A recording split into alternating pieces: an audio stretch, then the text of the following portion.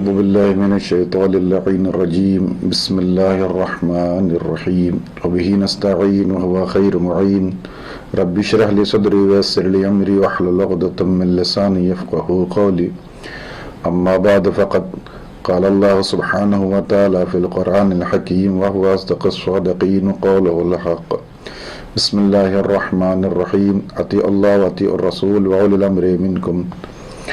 معزز اور محترم سامعین کرام، مسلسل معصومین علیہ السلام کی عبادت اور ان کی طرز زندگی کے حوالے سے آپ حضرات کی خدمت میں معروضات پیش کرنے کی کوشش جاری ہے، اور سلسلے کلام ہمارا یہاں تک آ گیا کہ اس سے پہلے ہم نے عرض کیا تھا کہ جناب سیدہ سلام اللہ علیہا نے اپنی زندگی کے شعبے میں، اپنی زندگی کے حصوں میں سے کچھ ایسے حصے گزارے ہیں جو ہمارے لیے آج کے اس پراشوب ماحول میں سخت ضرورت کے حامل ہیں، جس میں سب سے پہلا ہم نے آپ کی خدمت میں عرض کیا تھا کہ پردے پر آپ نے کتنا زیادہ زور دیا ہے۔ یوں تو ہم نے اپنے اپنے اعتبار سے قانون کو اور شریعت کو سمجھنے کی کوشش کی ہے، جبکہ دعوت فکر یہ ہے کہ پیغام آل محمد کو، قرآن مجید کو اور خداوند عالم کے احکام کو خود اہل بیت اطہار علیہ السلام نے کیسے عمل کیا ہے اور انہوں نے کیسے زندگی گزاری ہے اس کو جاننے کی ضرورت ہے۔ عزیزان گرامی، جہاں تک سوال ہے کہ ہم نے اپنی زندگی کو جو اہل بیت اطہار علیہ السلام سے جوڑا ہے اور اپنے زندگی کے تمام حصوں کو اہل بیت علیہ السلام کو اپنی زندگی کا آئیڈیل مانتے ہیں، اور ہر شعبے میں اہل بیت اطہار علیہ السلام سے بہتر کوئی نہیں ہے۔ ہم آج آپ کی خدمت میں عرض کریں گے کہ امیر المومنین علیہ السلام کا عبادت سے ہٹ کر کے، مسجد سے ہٹ کر کے جو زندگی تھی وہ کیسی زندگی تھی۔ بہت سبق آموز زندگی ہے، اور ایک ایک لمحے میں امیر المومنین علیہ السلام کی زندگی کے ایک ایک حصے میں ہمارے لیے ایک مکمل باب پنہا ہے۔ عزیزان گرامی، امیر المومنین اخلاق کے میدان میں علماء کا بیان ہے کہ آپ بہت خوشرو تھے، عموماً آپ چلتے رہتے تھے، مسکراتے ہوئے رہتے تھے، اور آپ یتیم نواز تھے۔ یعنی جس طریقے سے جناب ابو طالب علیہ السلام نے اپنی زندگی کے حصے میں یتیم پروری کا جو شعبہ قائم کیا، اس کو امیر المومنین علیہ السلام نے بحیث امامت ہی نہیں بلکہ ولایت کے سے ہٹ کر کے اگر اب دیکھا جائے تو امیر المومنین نے اپنی ذاتی جو زندگی ہے طرز حیات پر بھی اس کو بہت زیادہ زور دیا ہے، اور روایات میں بھی یتیموں کے ساتھ بہترین سلوک کرنے کا حکم دیا گیا ہے۔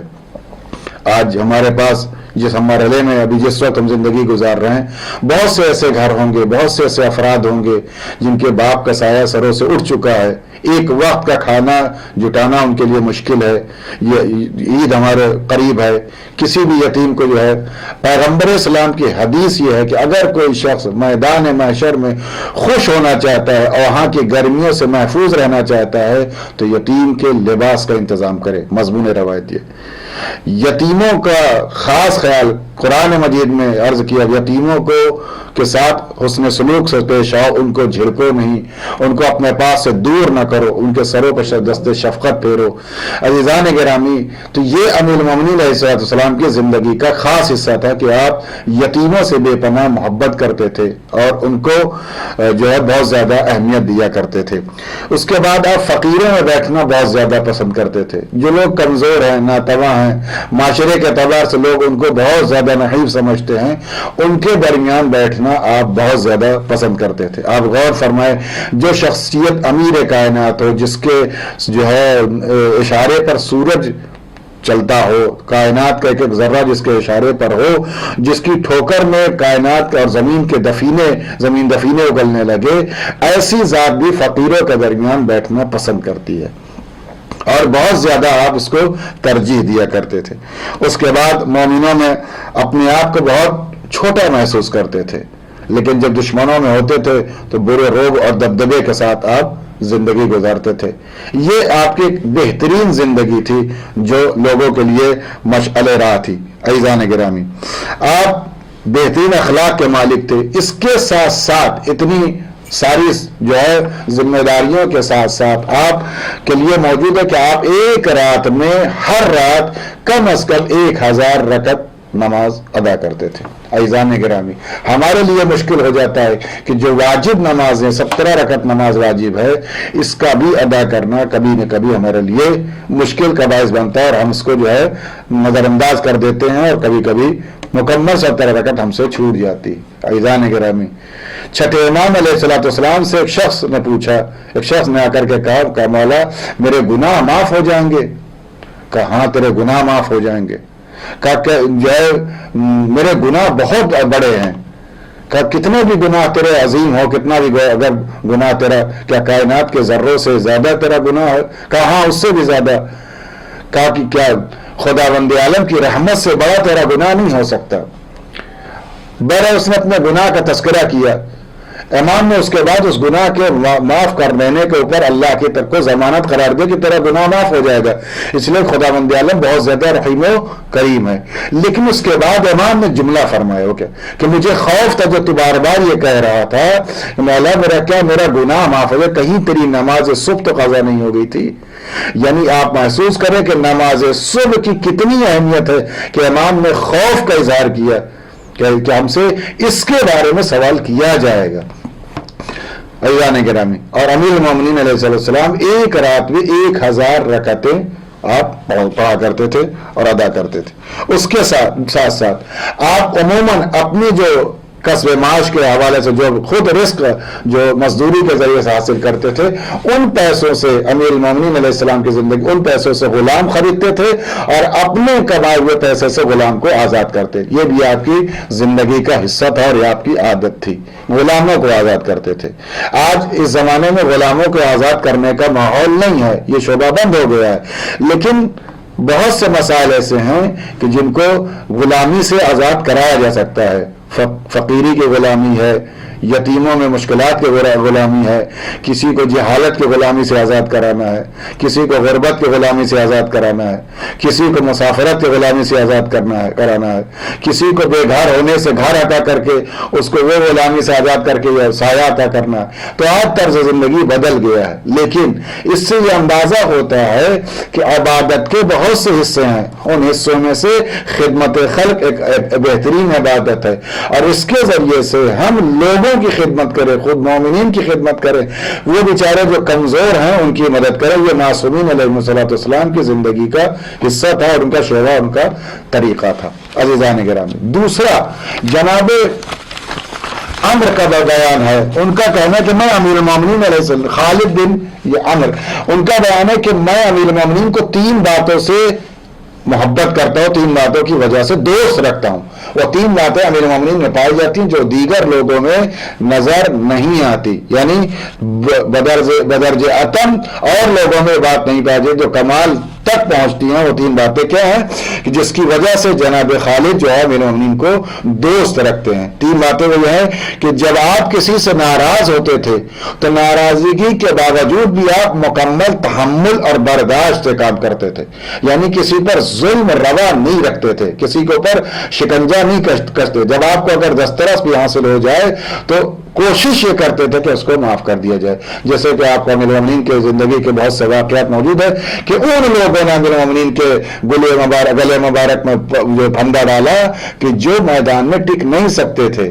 یہی بات تھی جب یہودی نے امیر المومنین علیہ السلام کو اس حالت میں دیکھا کہ آپ کے گلے میں رسی کا پھندا پڑا ہوا ہے اور آپ خاموش تلوار نہیں اٹھائے ہوئے ہیں، اس نے فوراً اس منظر کو دیکھ کر کے کلمہ توحید پڑھا، کلمہ رسالت پڑھا. کسی نے پوچھا یہ مقام اسلام لانے کا مقام تو نہیں ہے؟ کہا یہی مقام ہے اسلام لانے کا، اس لیے کہ ہم نے علی کی زندگی کو صرف میدان جنگ سے جو ہے مخصوص کر دیا. امیر المومنین کو میدان جنگ سے بھی ہٹ کر دیکھا جائے تو اسلام، مکمل اسلام کے تصویر کا نام علی ہے. اس نے کہا کہ میں نے ایسی ذات کو آج جو ہے ان لوگوں کے ہاتھوں میں دیکھا ہے کہ جن کا نام شجاعت کے باب میں کہیں تذکرہ نہیں ہے، اور وہ کہ جو صنادید العرب ہو، جو اشجع العرب ہو، اس کو آج ان لوگوں نے قید کیا. اس کا قید ہونا اس بات کی دلیل ہے کہ یہ محبوب پروردگار ہے, اس کا ایک ایک عمل رضائے پروردگار کے لیے ہے. عزیزان گرامی, اس نے کلمہ پڑھ لیا. تو یہ ہے امیر المومنین کی زندگی کے وہ حصے کہ جس میں امیر المومنین کا کردار کلمہ پڑھوا رہا ہے. کہا مولا نے کسی سے کہا نہیں ہے, اپنی زندگی کا حصہ پیش کیا عملی طور کے اوپر. لہذا اگر ہمارا اخلاق بھی ہے صحیح ہو جائے اور ہم لوگوں کے درمیان اسی کردار علوی کو ایجاد کریں تو لوگ سوچنے پر مجبور ہو جائیں گے کہ ان کا باب اور ان کا مصدر وہ کون سا ہے جہاں ان کو تربیت ملتی ہے, ان کا وہ علم کا مخزن کون سا ہے جہاں سے یہ تربیت پاتے ہیں. لہذا ہمیں اپنے کردار اور عمل کے ذریعے سے اس مصدر حقیقی کی طرف لوگوں کو متوجہ کرنا ہے کہ جو چھپا ہوا ہے, جس کے اوپر زمانے کی آلودگیوں کی گرد پڑ چکی ہے. تو ایک یہ کہ وہ بے پناہ جو ہے برداشت اور تحمل اور صبر سے کام لیتے تھے, ناراض ہونے کے باوجود بھی, یعنی بدلہ اور انتقام نہیں لیتے تھے. دوسرا جس بات کو میں امیر المومنین سے پسند کرتا ہوں وہ کیا ہے کہ مولا بے پناہ سچ بولتے تھے. یعنی جب بھی آپ نے کلام کیا صداقت پر مبنی کلام کیا, کبھی آپ نے کس افتراء کا سہارا نہیں لیا. اسی لیے آپ کا لقب پیغمبر اسلام میں فرمایا آپ صدیق اکبر ہیں. عزیزان گرامی, لہذا آپ ہمیشہ سچائی کے ساتھ ہوتے تھے. سچ بولنا ایک کمال ہے اور سچائی کے ساتھ رہنا دوسرا کمال ہے. عزیزان گرامی, امیر المومنین کا ہی فکرہ ہے کہ حق اگر پہچانتے ہو تو دنیا ایک طرف ہو جائے تو تمہیں اگر حق بولنا ہو تو بولنا, خاموش نہ رہنا, سچائی کا ساتھ دینا. عزیزان گرامی, لہذا جناب خالد کا بیان ہے کہ میں امیر المومنین کو ان کی سچائی اور صداقت کی بنا پر دوست رکھتا ہوں. تیسرے, امیر المومنین کو میں ان کے عدل اور فیصلے کی بنا پر دوست رکھتا ہوں. عادل اور بہترین فیصلہ کرنے والا اگر روئے زمین پر کوئی ہے وہ امیر المومنین کی ذات مبارک ہے. اسی لیے روایت میں ہے کہ اصفہان سے آپ کے دور حکومت جو خراج اور ٹیکس آیا تو اس کو آپ نے 7 حصوں میں تقسیم کیا. جب 7 حصوں میں اس مال کو تقسیم کر لیا تو اس میں 1 روٹی رہ گئی.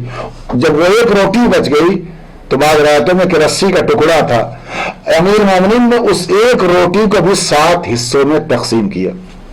میں یہاں پر رکنا چاہتا ہوں عزیزان گرامی, امیر المومنین نے کیا مطلب اس میں کیا 1 روٹی ہم عموماً نظر انداز کر جاتے ہیں, اس کی ایک چھوٹی سی چیز کا کیا اس کی اہمیت کیا. جی نہیں, 1 روٹی بھی اگر ہمارے ذمے میں کسی کے ہے تو ہم اس کو بھی اس کے حقدار تک پہنچائیں.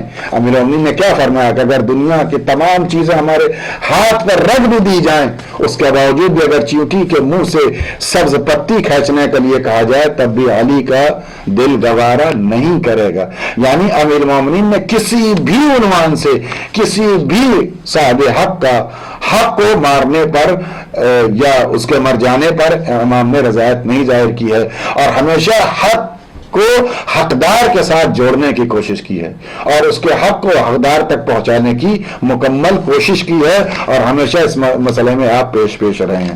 لہذا جناب خالد کا بیان ہے کہ میں امیر المومنین کو 3 باتوں کی بنا پر پہچانتا ہوں, ان کی سچائی کی بنا پر, ان کے صبر کی بنا پر, ان کے عدل کی بنا پر.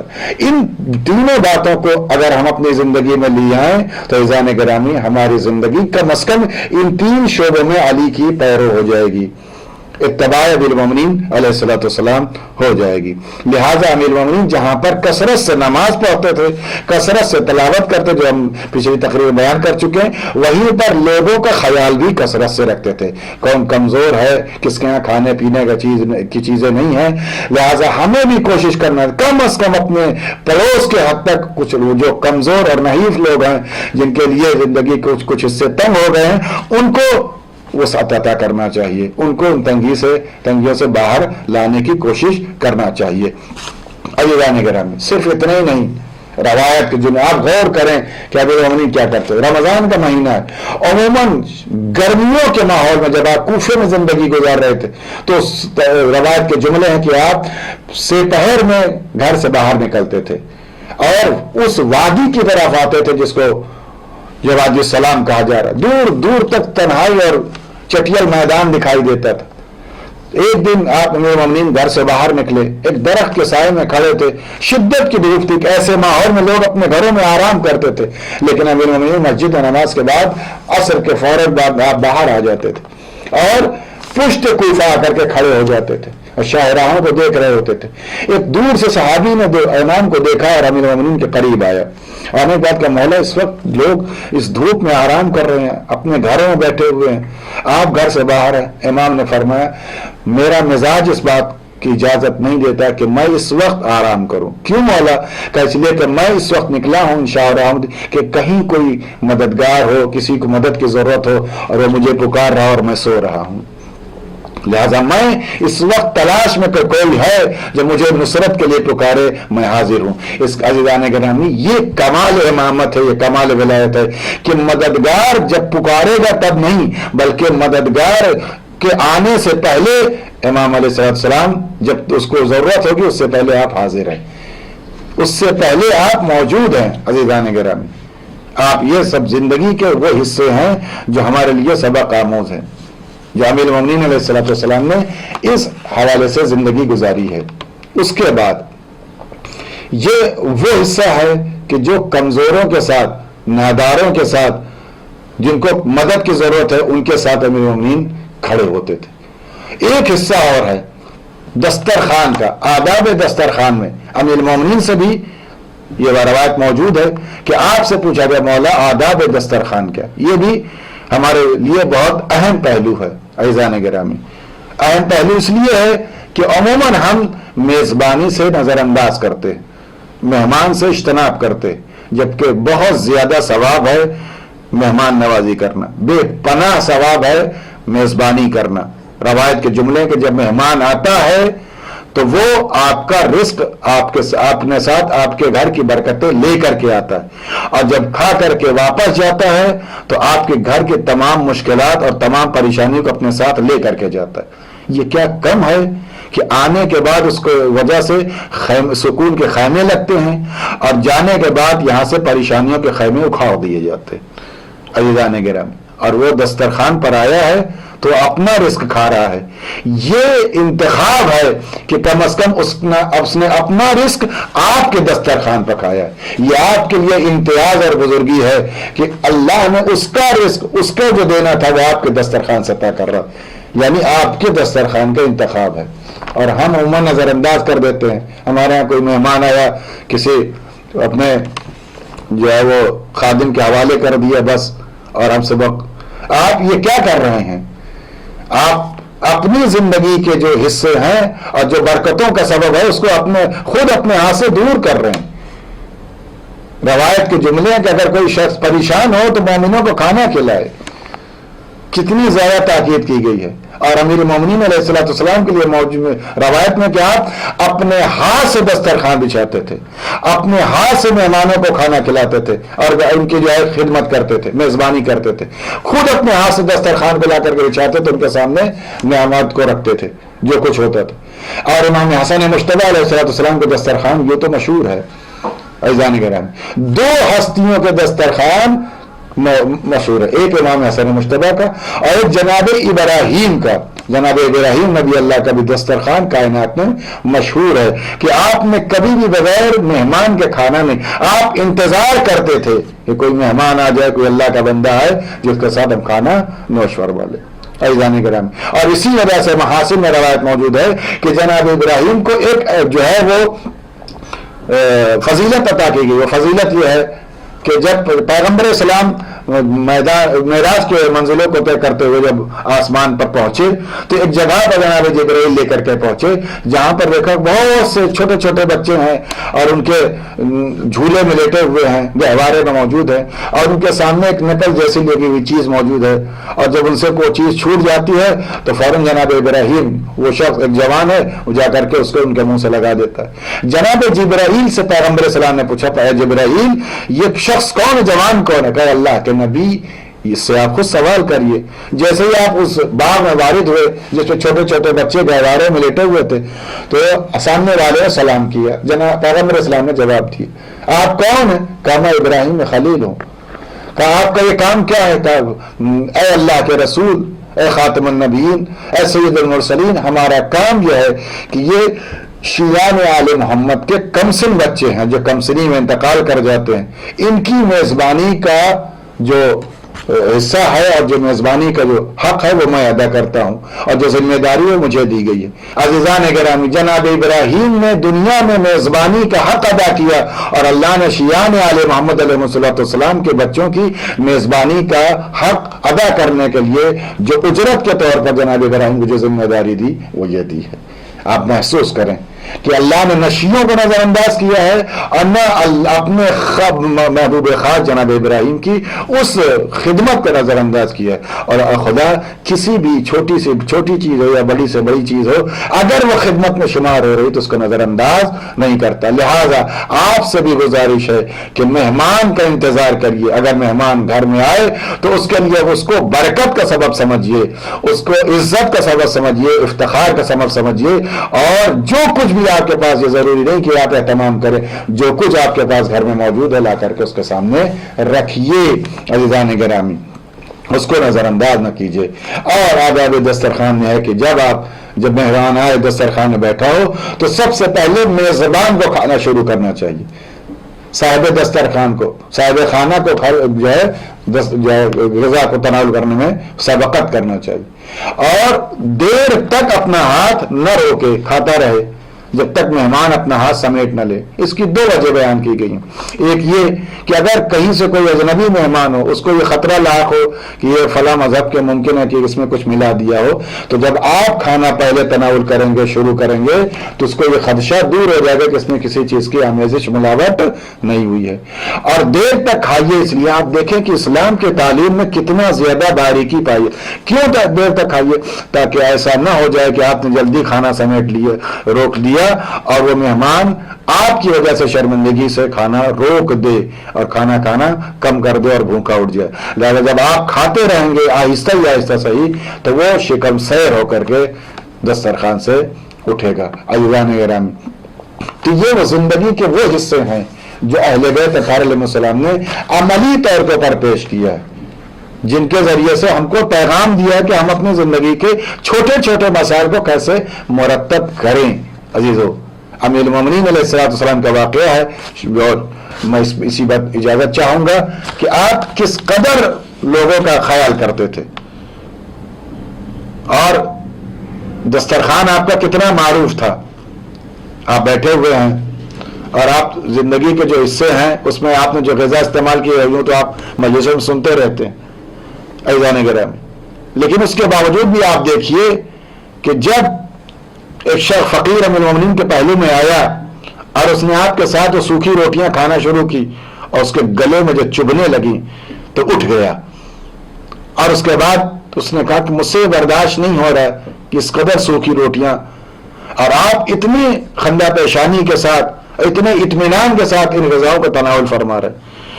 امیر المومنین کے لیے روایت میں ہے کہ آپ کے جو روٹیاں آتی تھیں گھر سے، اس کے اوپر مہر لگی ہوئی ہوتی تھی، یعنی وہ بند ہوتی تھی، پیک ہوتی تھی، بغیر امیر المومنین کی اجازت کے اس کو کوئی کھول نہیں سکتا تھا، اجازت نہیں تھی۔ کیوں؟ کہ اس لیے کہ کوئی اس کے اندر کوئی روغن نہ لگا دے، اس کو نرم نہ کر دے۔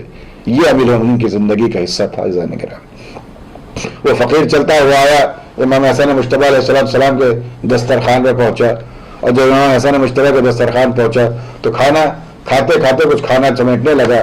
امام نے اس سے کہا کہ دیکھو، تم اگر تمہارے بچے بھوکے ہیں، کسی کو اور لے جانا چاہتے ہو، تم اطمینان سے کھانا تناول فرماؤ، ہم تمہارے لیے کھانا مکمل طور سے پیک کر دیں گے، بنا دیں گے، اور تم اپنے ساتھ کھانا لے جانا۔ گریہ کرنے لگا، میں اپنے لیے نہیں، کہ کیوں؟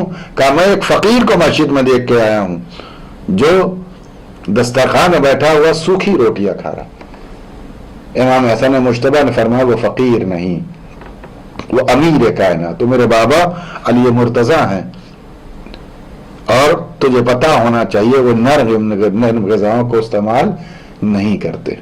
عزیزان گرامی، تو یہ ہماری زندگی کے وہ حصے ہیں کہ اس سے امیر المومنین کی اس جو ہے ان روٹیوں کے ذریعے سے جو ہم کو سبق ہے وہ کیا ہے؟ قناعت۔ القناعت مال لا ينفد، قناعت ایک ایسا مال ہے، ایک ایسی پونجی ہے جو خرچ نہیں ہوتی۔ عزیزان گرامی، آپ محسوس کریں کہ جتنا زیادہ ہم قناعت کے پر توجہ دیں گے اتنی زیادہ ہماری زندگی مرتب ہوگی. یہ امیر المومنین علیہ السلام کی وہ زندگی ہے جو مسجد سے ہٹ کے بھی آپ نے گزاری ہے. یتیم پروری، صداقت کا ساتھ دینا، عدالت سے کام لینا، لوگوں کے درمیان جو ہے خوش اخلاق سے پیش آنا، اور اس کے ساتھ ساتھ مہمان نوازی، اور مہمان نوازی کے ساتھ ساتھ اپنی غذا پر خاص توجہ رکھنا، اور اپنی غذا پر توجہ کے ساتھ ساتھ 19 رمضان کو جب آپ کو ضرورت لگی اور جراح نے یہ کہا کہ آپ کو دودھ کی ضرورت ہے، تو یہ کوفے کے یتیم بچے دودھ کیوں لے کر کے آئے تھے کہ میرے حصے کا دودھ میرے بابا کو پلا دیجئے. کیوں؟ اس لیے کہ امیر المومنین نے اپنی زندگی 4 سالہ حکومت میں کسی بچے کو بھوکا رہنے نہیں دیا. یہ ہمارا بھی وتیرہ ہونا چاہیے.